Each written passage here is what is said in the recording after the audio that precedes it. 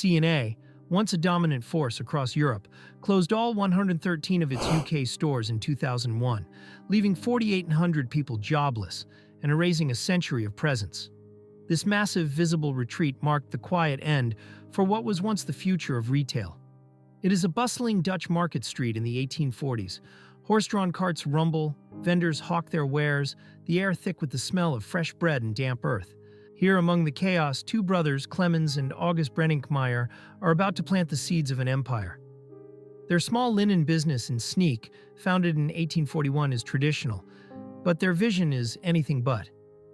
They reject the old ways of haggling and custom tailoring. Instead, they pioneer an audacious concept: ready-made clothing available in standard sizes, offered at fixed, transparent prices. No more bartering, no more waiting weeks for a tailor. Customers can simply walk in, try on a garment, and buy it.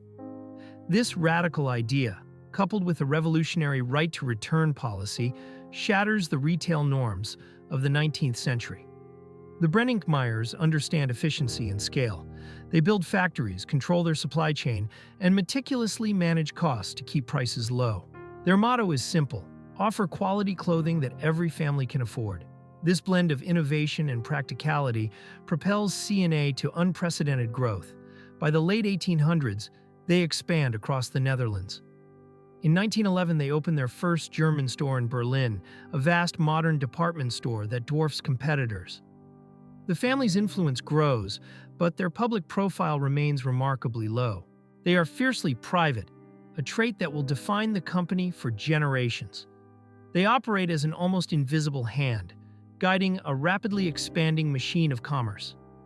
By the mid-20th century, C&A is not just a store, it's a shopping destination, a symbol of affordable fashion from Amsterdam to Brussels. Its name is synonymous with dependable, everyday style for millions across Europe. This quiet, efficient machine was unstoppable, but its very success would sow the seeds of a future crisis no one could yet imagine. It's the late 1980s. Vibrant neon signs reflect in rain-slicked city streets, pop music spills from radios, and shoppers fill grand, brightly lit department stores. C&A is everywhere, a familiar fixture on high streets across Europe, from the Netherlands to Germany, France to the UK.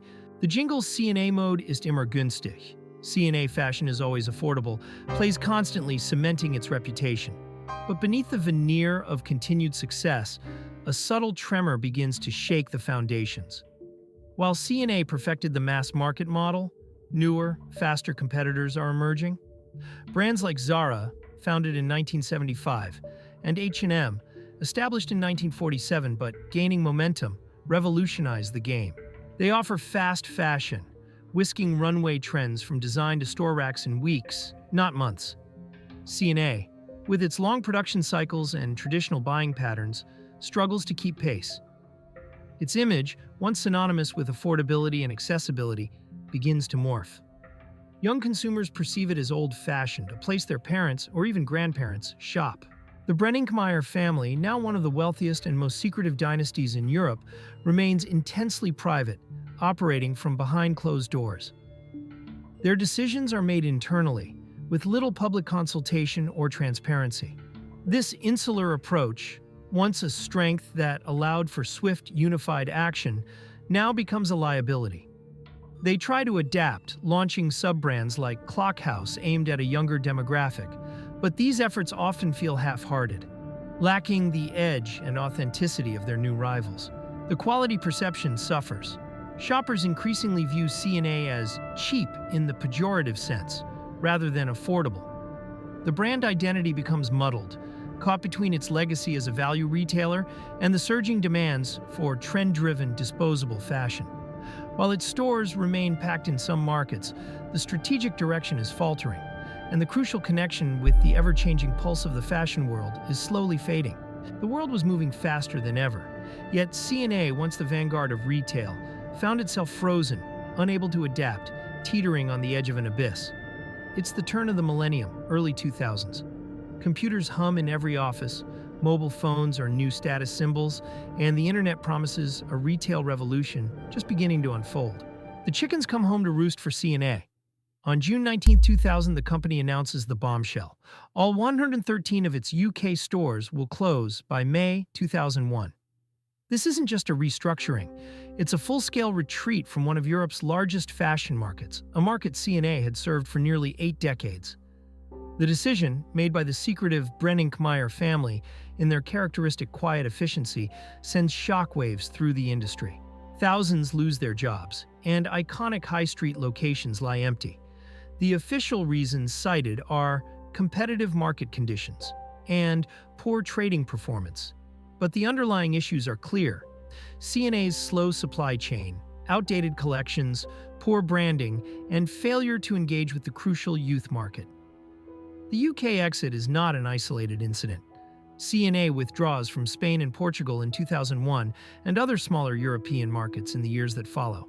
The dream of a pan-European fashion empire, once so vibrant, is shrinking. The rise of online shopping further amplifies their problems. C&A is slow to embrace e-commerce, losing ground to agile, digital-native brands and established rivals who quickly pivot.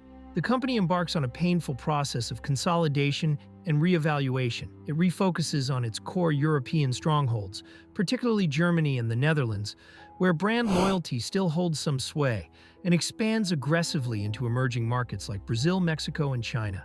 In recent years, C&A has made genuine efforts to modernize, from refreshing store designs to launching extensive sustainability initiatives, becoming one of the largest purchasers of organic cotton globally. They are fighting to reclaim relevance, to shake off the lingering perception of being a relic. But the shadow of its past still looms. C&A's journey reveals that even the most revolutionary businesses, when governed by an unseen hand, can become blind to the very trends they once created, proving that history favors not just the bold, but the constantly evolving.